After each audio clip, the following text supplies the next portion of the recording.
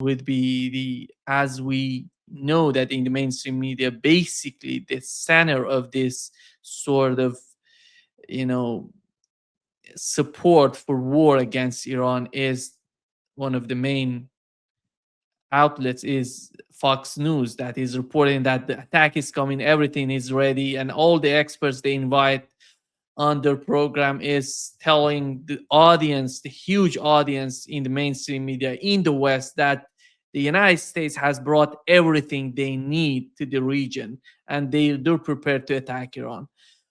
What is your understanding on the preparation of the Iranian army if that attack happens?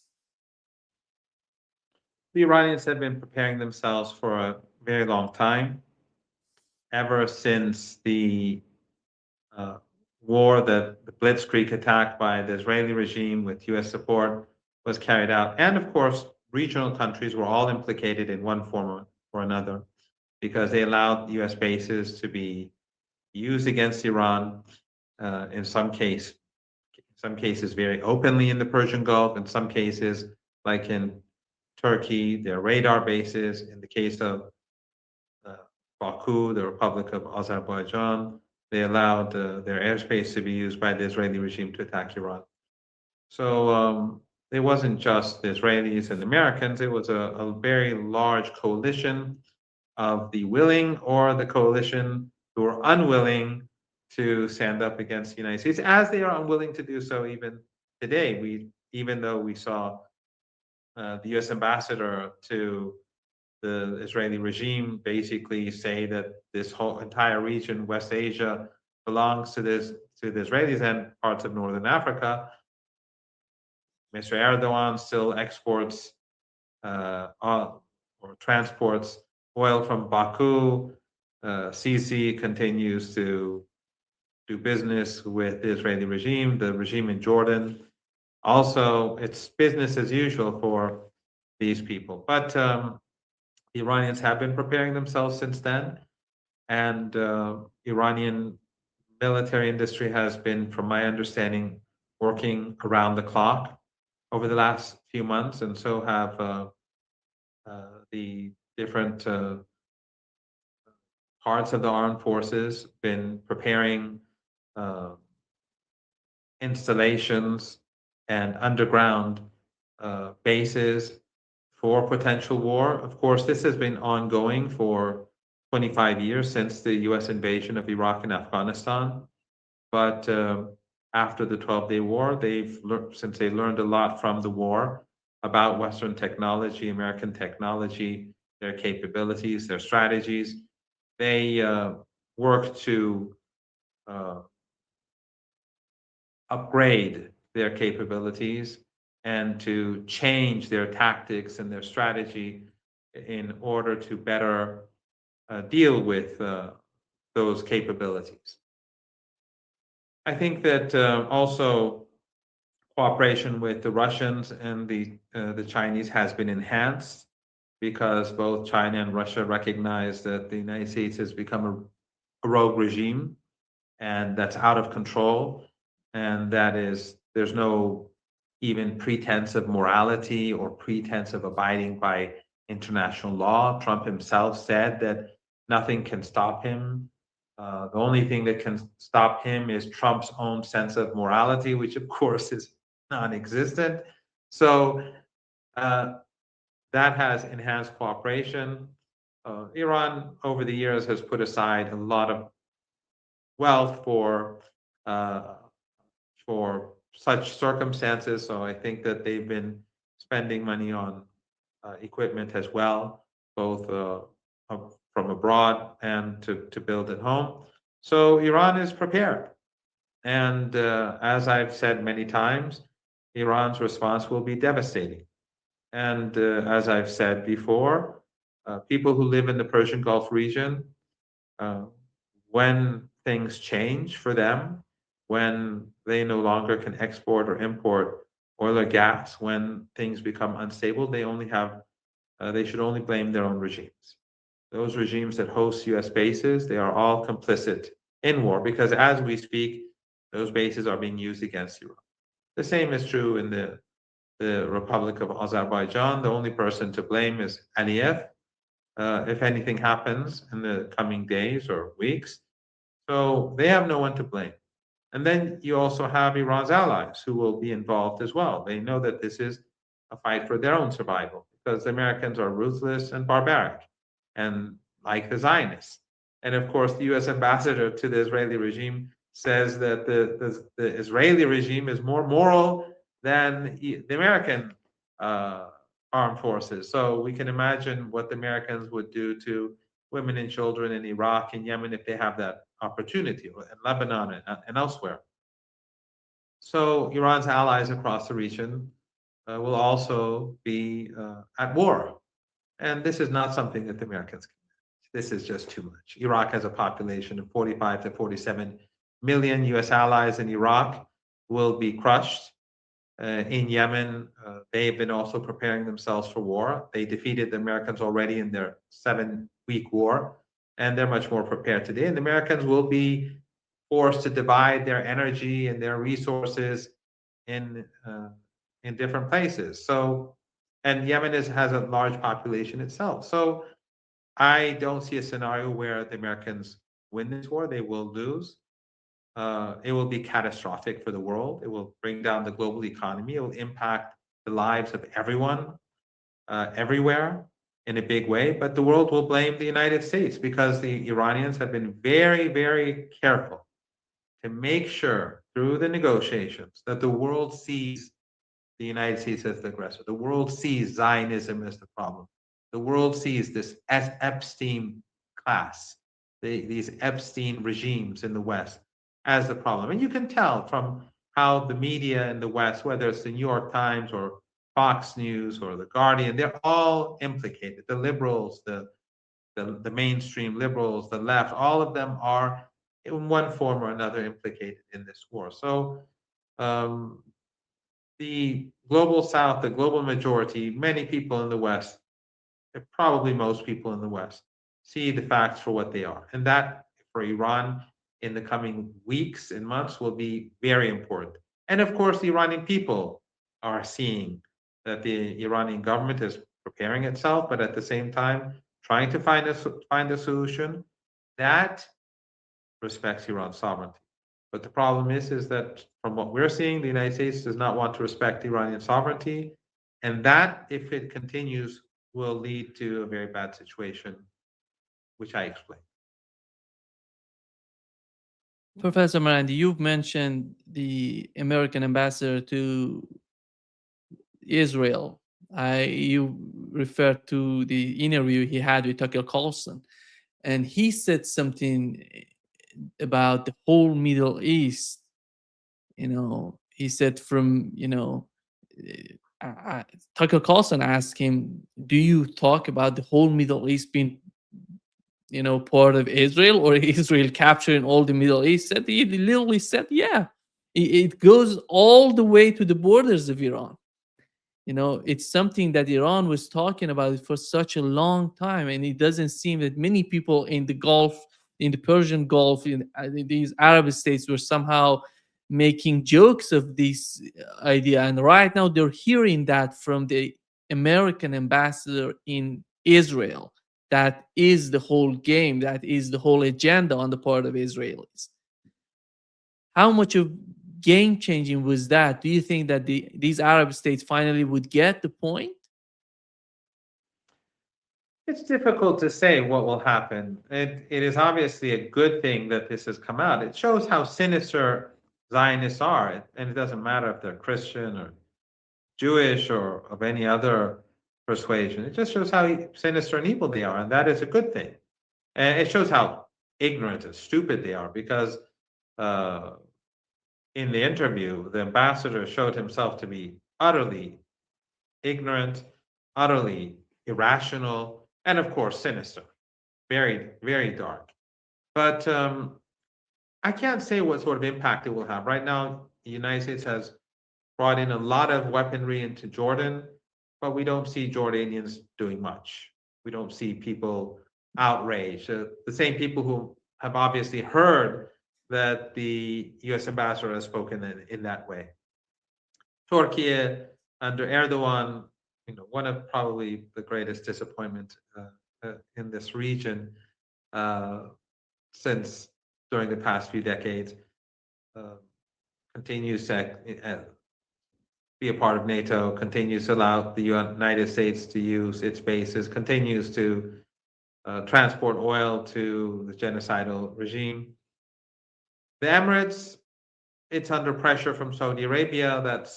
And Saudis, of course, they will bear the brunt of any Israeli expansionist move. In fact, the irony is that the only country among these that will have actually, based on the map of the Israeli regime, that will have that none of its territory will be touched is Iran. But this is where we are, and uh, as I said to a few friends earlier today, we don't have any expectations. We do what we have to do. And just like in the West, we saw how the anti-war movement, when it was Saddam Hussein, they were all active and you had huge crowds and protests across the Western world. For Saddam Hussein, I was in those protests. Iran was against the war, even though Saddam Hussein was a monster who used chemical weapons and who slaughtered people in Sardash in Iran with chemical weapons. In Halabja, he murdered 6,500 people in just a couple of minutes, and the West did nothing about it. This monster, in order to stop the war against the Iraqi regime, they mobilize across the West. But when it comes to Iran, the hatred for Iran among these Takfiri groups, these Salafi groups, which are really controlled by the West and funded by regional countries, regimes, and the mainstream left in the West, there are exceptions to the rule in both cases, but I'm talking about in general, they do nothing because their hatred for Iran is based on this, is an irrational hatred that has existed for decades. They've been conditioned to hate Iran. And that's why they supported the dirty war in Syria, because they saw Syria as somehow related to Iran. So even though Assad, for all his sins, was incomparable to Saddam Hussein. Uh, but but again, so when it comes to Iran, you see that these entities will antagonize the country. They'll repeat propaganda, anti-Iranian propaganda day and night. Uh, Arabic television, Western legacy media, Western media, from the Guardian to the Independent to Fox News and Breitbart, they'll all be extremely hostile to Iran. And so Iran is not going to, the Islamic Republic of Iran, the axis of resistance, they're not going to be pin any hopes on people waking up and acting against the United States and the empire and its proxies.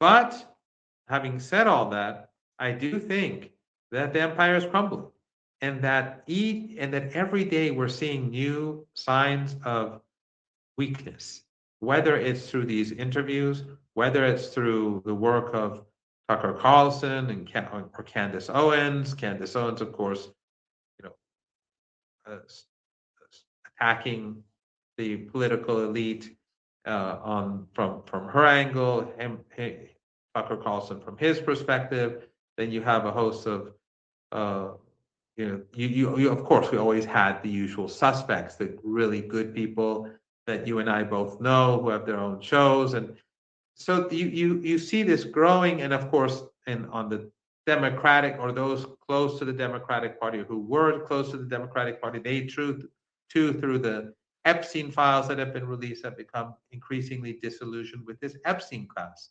So I think the empire is very rapidly collapsing. But collapsing doesn't mean it's going to fall like tonight or tomorrow. But this whole, regime, this system, it is collapsing.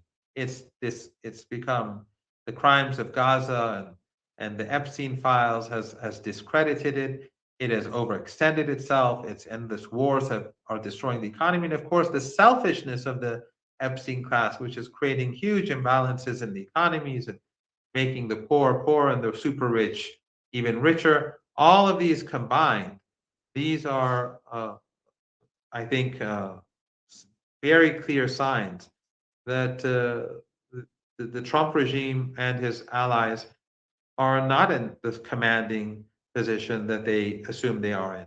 And if there is war with Iran, of course, I don't want to say whether I think there will be war or not. I don't think it's useful for me to get into that sort of debate. Iran is preparing for war, regardless of what happens. But if there's war with Iran, Iran will fight for, it will be for Iran an existential war.